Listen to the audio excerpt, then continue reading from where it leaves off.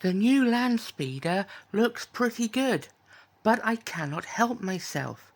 I just have to kitbash.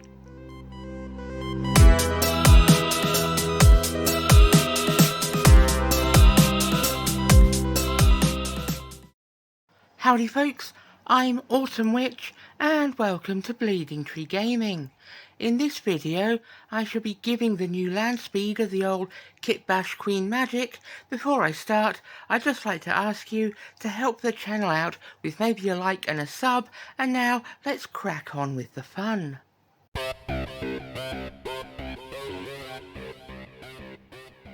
I built the speeder to this level for ease of access. I also left certain parts unglued to make painting easier.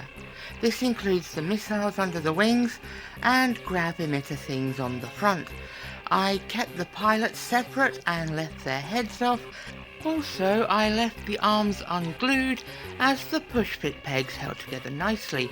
The first change I made was taking this Ultima symbol from the Ultramarines upgrade kit and filling this large blank area on the speeder's bonnet with it. The space was just crying out for it.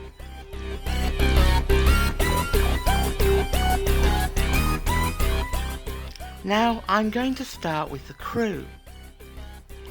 The crew are in Phobos armour, so I gathered a few bits to add to them, including some Phobos shoulder pads, again from the Ultramarines upgrade kit.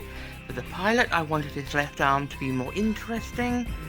I have a few leftover Phobos arms from the Reaver kit, which I test fit against the body. Although I didn't go with this arm, the one I ultimately choose lurks in the background, because nothing screams warhammer like a dude in a vehicle with a massive blade. Who needs practical weaponry when you can decapitate someone at supersonic speed? It's important to test the pose in the actual vehicle to make sure it fits before committing to the old peg snip and sticky stuff.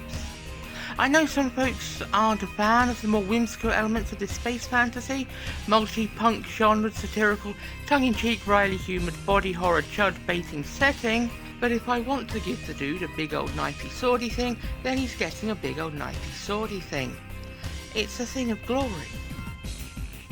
Now the Phobos pad from the upgrade set will fit this arm without any mods, as this arm is from the full Reaver kit and thus doesn't feature any modded on shoulder pads, like the basic arms that come with this kit, which means the gunner is going to require some extra effort, but this one goes on nicely and doesn't clash with the tight space on the model.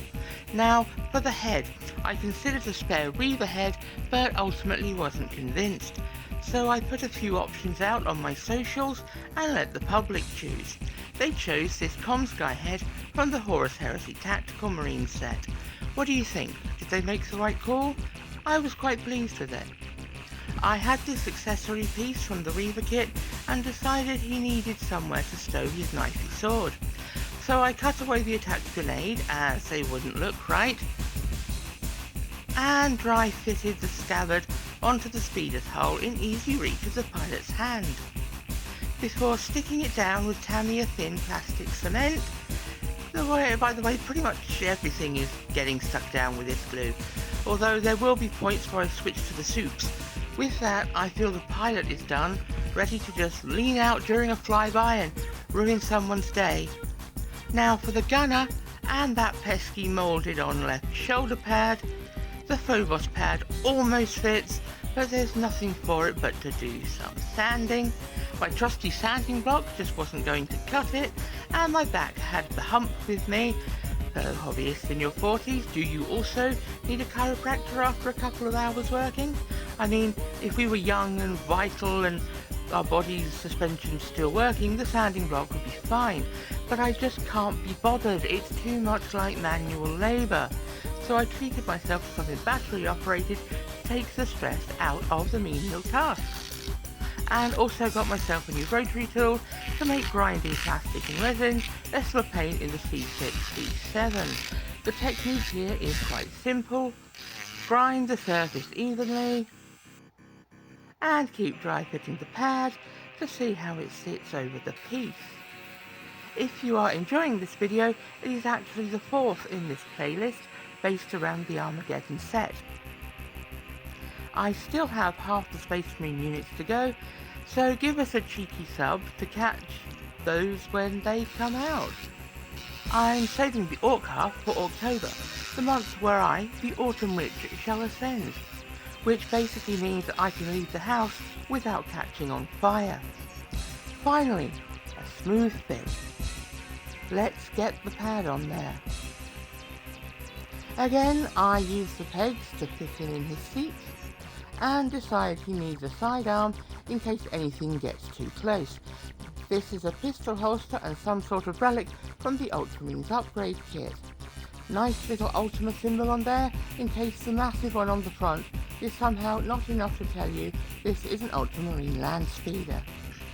In deciding on the gunner's head, I returned to the polls on my socials.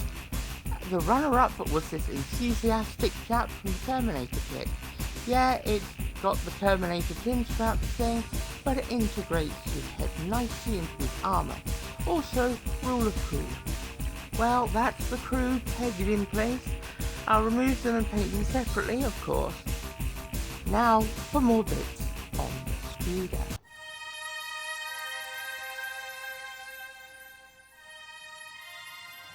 I grabbed this scoped piece from the current Intercessors kit and clipped away the magazine and bolt rifle parts. I want to break up some of the emptier panels on the Speeder.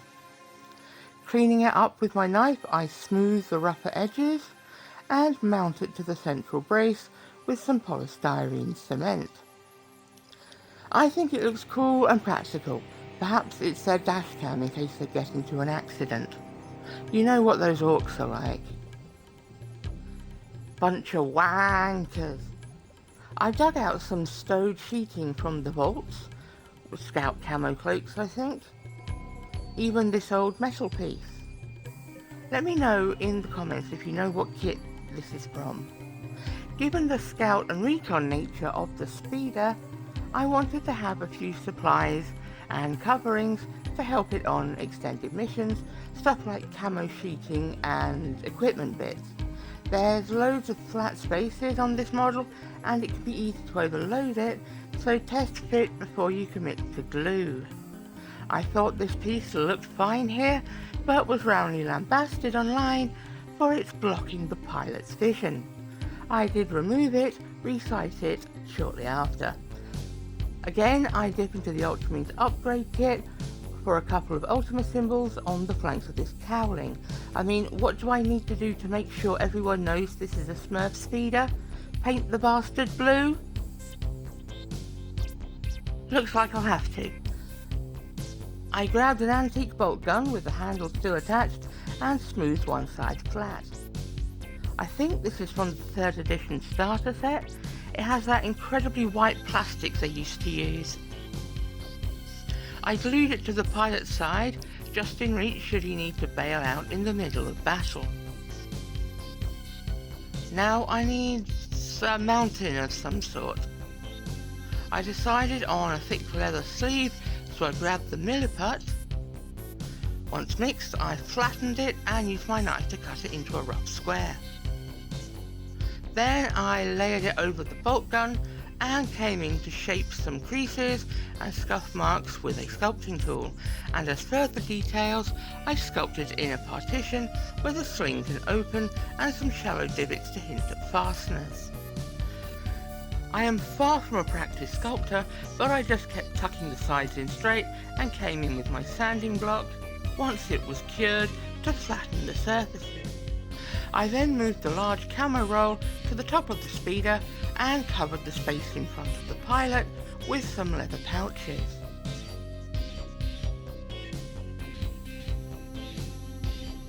Now for the base. For my Ultramarines, I tend to use ground texture mixes.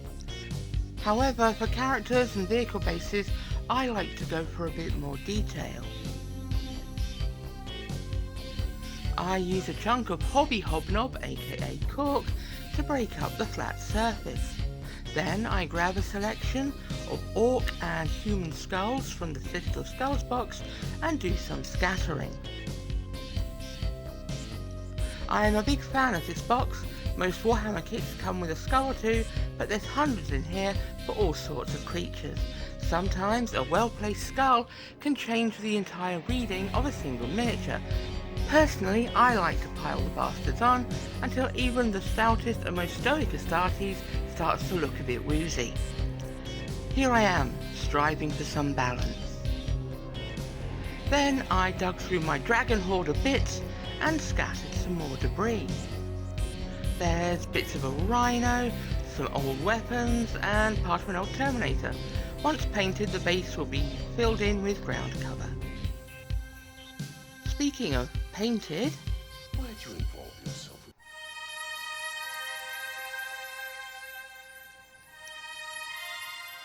Here we are.